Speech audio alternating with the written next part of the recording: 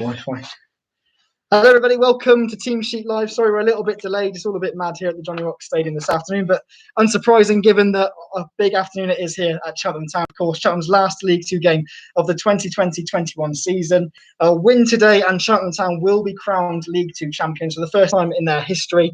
It's a big day, certainly indeed. The team news is out. John, I think thank you very much. We've got a team sheet just here, so we'll just quickly go through the team before I speak to John and Luke ahead of kick-off here. The Robins lineup today is Josh Griffiths in goal, Sean Long, Ben Tozer and Charlie Raglan make up the back three. Chris Hussey and Matty Blair are the traditional wing backs. Midfield three today of Connor Thomas, Callum Wright and Liam Sercombe, and then a front two of Sam Smith and Alfie May. The subs for Cheltenham today, Scott Flinders is the replacement goalkeeper, Andy Williams, Lewis Freestone, Finn Azaz, George Lloyd, Ellis Chapman and Indiana Vasilev. So I'm really pleased to say, as is so often the case, we've got Russia Live's John Palmer, we've got Cheltenham's very own Luke Saunders, of course, as well, joining me live. And Luke, what do you make of that starting 11 today? Obviously, Callum Wright being in midfield. I know some of the fans have been keen to see him back in the team, and he has got that opportunity today against Harrogate. Yeah, absolutely. I think Finn's played in a couple of matches now and not done too badly. But I think Callum's had a bit of a break really. I know he came off the bench at Newport, but probably fit, fresh, ready to go. We know the quality he brings, so I don't think there's too many sort of surprises with that starting 11 really. Absolutely, and you look at the front two today. Michael Duff's gone for Sam Smith and Alfie May, John. Two players who've probably been seen as the front two since January for a lot of the time. And hopefully they'll deliver goals today, because that's something which perhaps Cheltenham haven't done a huge amount of sort of prolifically in the last sort of couple of months, maybe. Yeah, I think Cheltenham tried to change against Newport, trying to change the way that they did things, and didn't quite work against a Newport team that was so well drilled. Got to give Newport a bit of credit, but I don't think it quite clicked.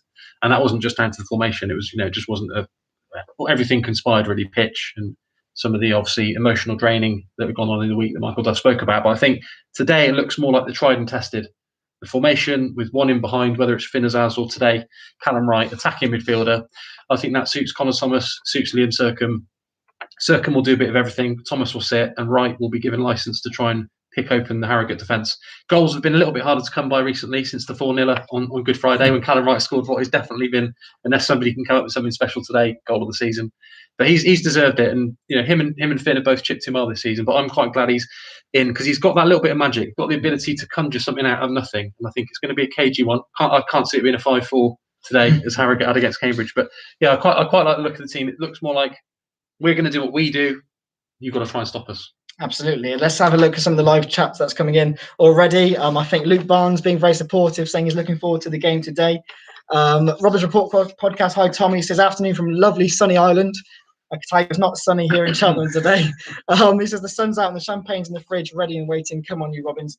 Charlie Warren, top man. Charlie, as always, come on, Cheltenham Town today. Also, Mark Sheridan says he's predicting a 3-2 win and that we'll be champions. Sam Lear says he loved the podcast with Steve Guinan on the Robins Report, of course, which Tom did recently. Recommended listening / watching for everyone. He says, come on, Cheltenham today. Let's round off a brilliant season with some silverware. And also, Jin Wilcox says, greetings from Phnom Penh, which I think is that Thailand?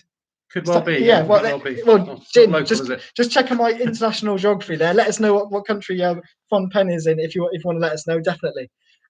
Great to have your comments in already. Thanks very much. Keep them coming in through the chat. I'll just quickly run through the Harrogate Town team. In goal for Harrogate today is Joe Cracknell. Then it's Ryan Fallowfield, Will Smith, George Thompson, William Hondermark, who of course played here for Norwich City under-21s in the EFL Trophy earlier this season. Brendan Kiernan, John Stead is their captain. Jack Muldoon, Ed Francis, Kevin Locko and Mitchell Roberts. Harrogate Bench, they only named 6 subs. James Belshaw, Josh Falkingham, Warren Burrell, Lloyd Kerry, Connor Hall and Josh Andrews. Luke, Harrogate, Jim Wilcox confirms Cambodia. Cambodia, there you go. Brilliant. Not quite Thailand then. Great to have some Cambodians watching today's broadcast. Luke, Harrogate Town this season, first season of the Football League. Yeah. 3 years ago playing National League North football. And they've got to be really, really pleased with how they've done this year, surely. Absolutely. I mean, we saw when Cheltenham came up from the National League how hard it can be to sort of consolidate. And the one thing they've managed to do is they kept their squad together. A lot of sides chop and change when they come up. But Simon Weaver, he's been there, I can't remember how long, but he's been there a long time. He's done a brilliant job. And I think the fact they've just gone and won the FA Trophy, they've named 2 very different teams from their last league game against Cambridge and on the FA Trophy. But yeah, they have done absolutely brilliantly, and there's some familiar names in there. John Stead captaining them today. We know John Stead over the years has haunted Cheltenham, but even at his ripe old age now, I think he's still going to be a threat. And Brendan Kiernan scored a hat-trick in the win over Cambridge. So there's some threats in that team. They're not going to roll over, I don't think. They're a very competitive side, and they're certainly going to give Cheltenham a game today. It won't be easy. Well, that's going to be the interesting thing. They made themselves safe from relegation several weeks ago. Their big game was the FA Trophy final on Monday against Concord Rangers, which they won. So congratulations to them for that. But that Cambridge game showed, didn't it? A 5-4 game. 1 point, I think they were 3-0 up. Ended up being 3-2, 4-2, 4-3, 4-4, 5-4. That as a game shows that they got the shackles off. So essentially, they're playing under no pressure, which could be in itself a threat.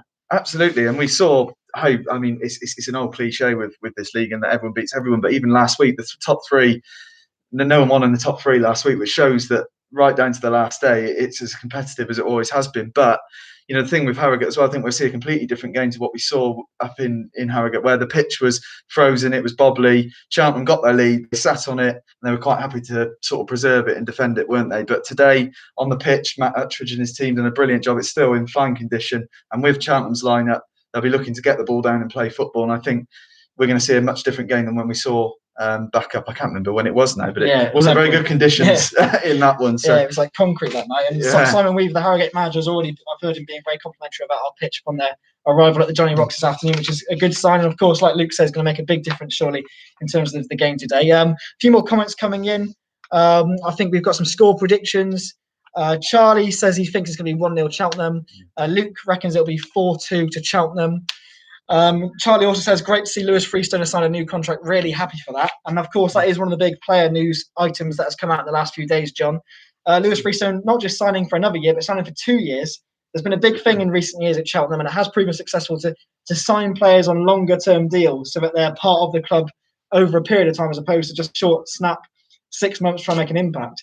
What are your thoughts on Lewis Freestone penning his future to the club? Yeah, I think overall he's done quite well this season. It's tribute to Sean Long really at the moment that he's keeping him out, even though he's left-footed and Sean Long right-footed. Sean Long's been really good since he came in Cambridge, but Lewis Freestone also played that night, didn't he? He's played in some big games. He's played in the Man City game, no bigger one than that. Left wing back against Mahrez, 60 million, first African player or Algerian African player to win Champions League. I think or win the Premier League. He's broken all the records, and I thought Freestone made him look quite ordinary that night. So that's a sign of what he can do, even though it probably wasn't in his best position.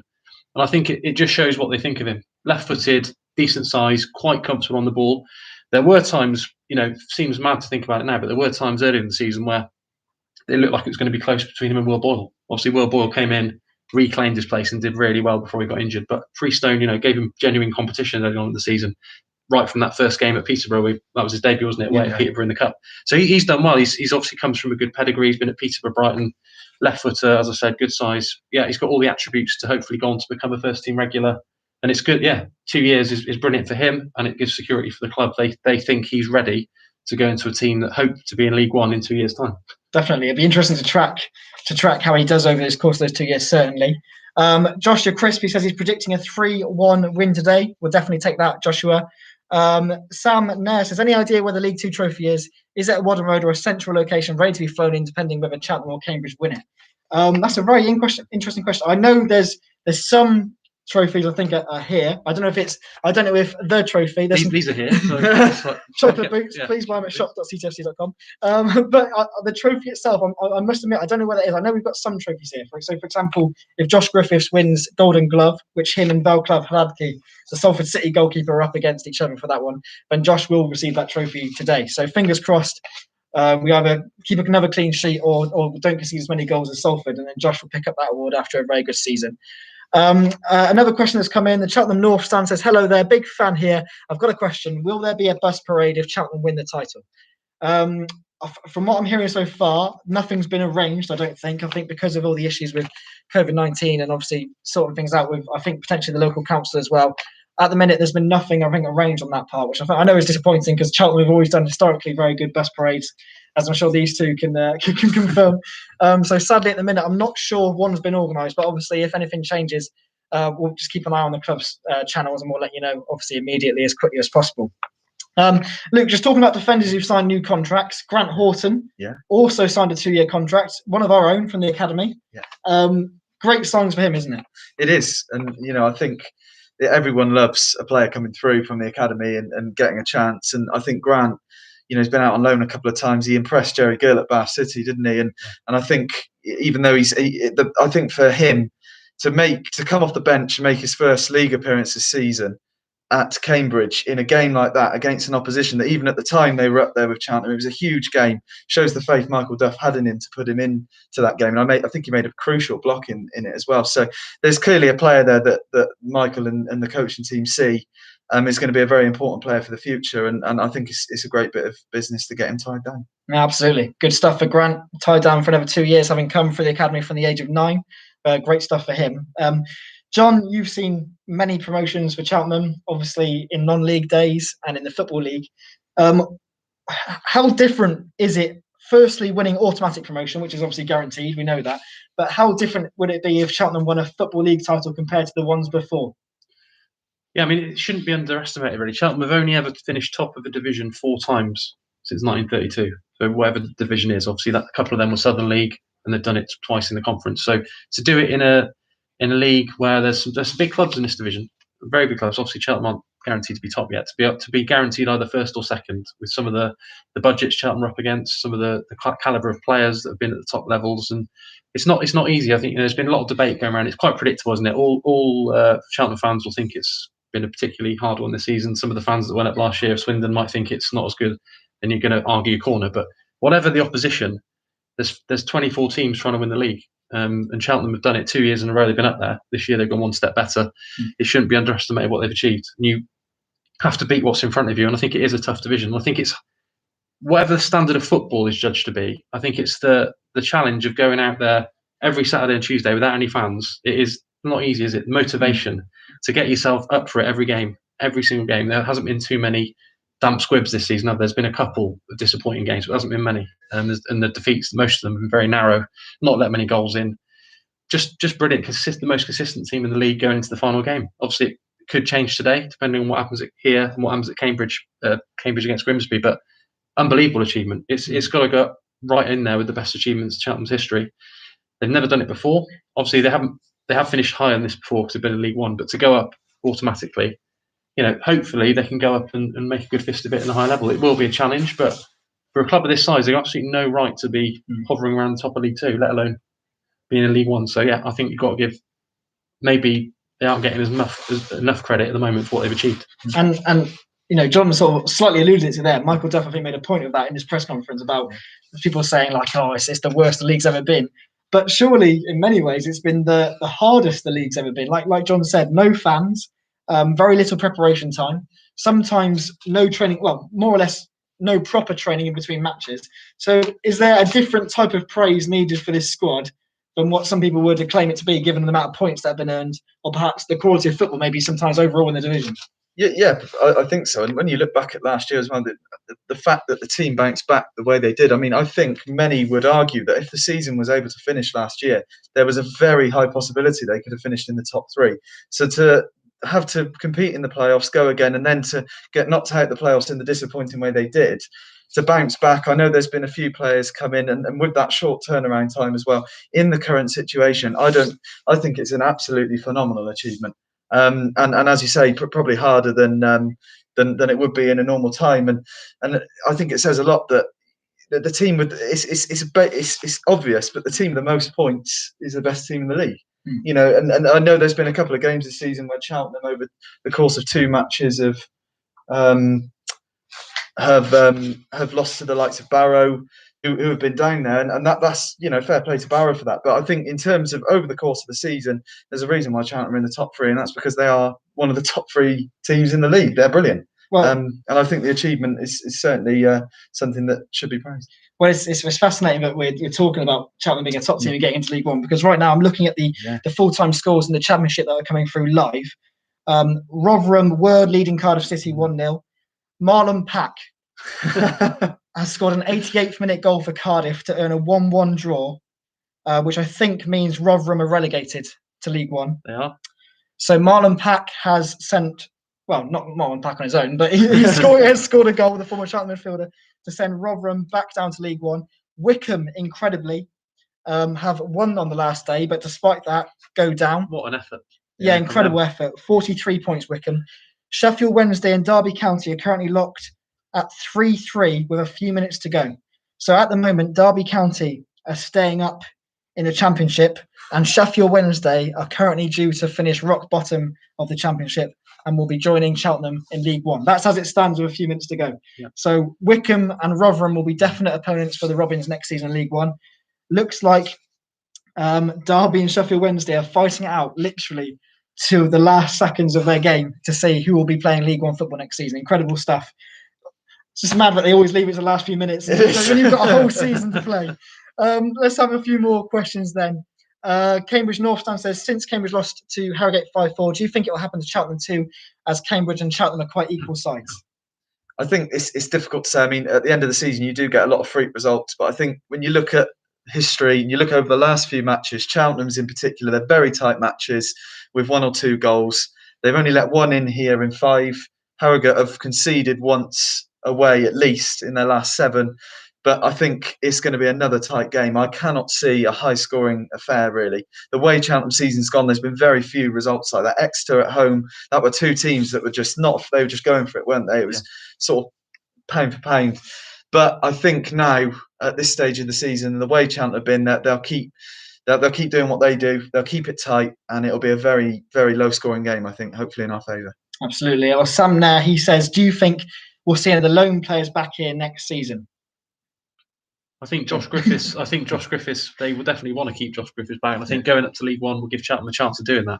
But there is other interest in him. So there's been reported interest from Southampton. He could even go, wouldn't put it past him to get involved in West Brom's first team in the Championship next year. But I know, obviously, Michael Duff made no secret of it on Thursday in the press conference that he would love to keep Josh Griffiths around. And yeah, so hopefully, I'm not sure about the other ones. It depends what their plans are at their clubs. They've all chipped in well. Yeah. Indy hasn't obviously got as much football. But I still think he's better than what he's shown during this season at Cheltenham, but he hasn't got much football. But Callum Wright looks like he's got a real chance of making it. Finn has done well. But I think if I could see one of them at the moment, I don't know what you two think, but at the moment, I would say the most likely one is Josh, because we've gone up and they'll want him to get some football at a high level. It could be a good fit. He lives just down the road in Ledbury. He's made this is 50th appearance today.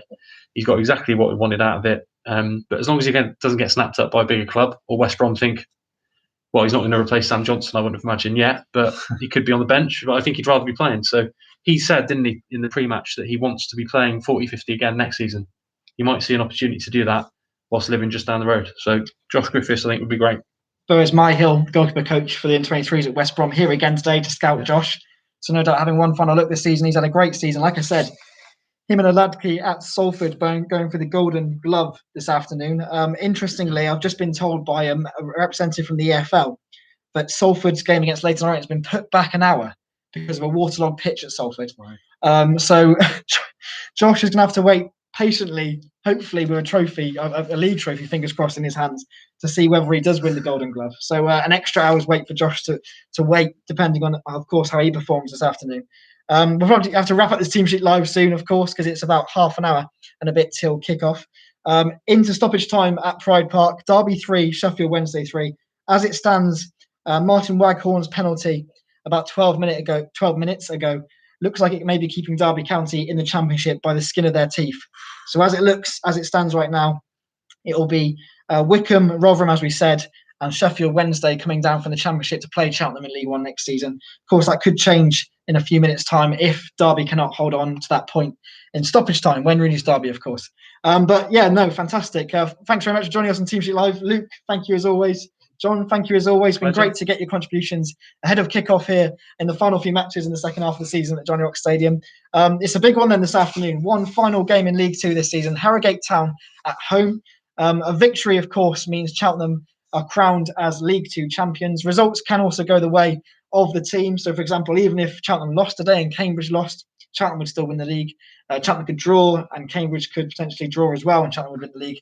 Lots of different permutations. Certainly, it'll be pretty crazy, I'm sure, like it has been in the Championship with Marlon Pack's late goal sending Rotherham down. So make sure you keep a track of it on our social media. You can watch the game on iFollow as well, ctfc.com. Make sure you get in there before 3 o'clock. Buy yourself a match pass for £10 and subscribe to watch the game online. Remember as well, we've got the match programmers on sale at shop.ctfc.com. We're in the club shop right now, so there's a few behind us. And you can also get a digital version from the Matchday digital app. Just search for it on Android or Apple, or look for their website as well. I was hoping to talk long enough to be able to see if the full-time result came in at Sheffield Wednesday and Derby, but they're still playing in stoppage time, 3-3 there.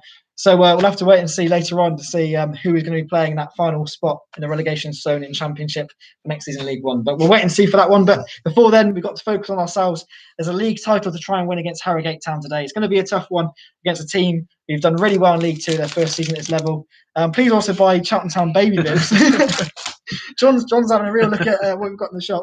We're looking forward to that then. And looking forward to a big kick-off this afternoon. Thanks very much for joining us. Enjoy the game wherever you're watching it today. Stay safe, and we'll see you soon.